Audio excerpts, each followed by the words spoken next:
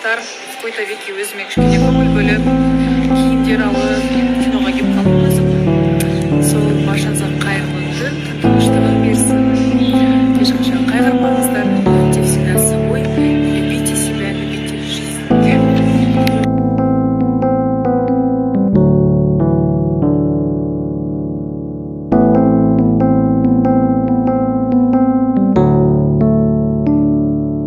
Қайырлы күн, сіздер қалдарыңыз қалай? Неде енді дәректе екінің бірінің сұрағы Аружан, как ты похудела деген кезде просто она таблетка ал мен Қырғызстанда жасаймын, менде арықтағым келеді, хочу похудеть дейтіндерге сіздерге астындағы сілтемеге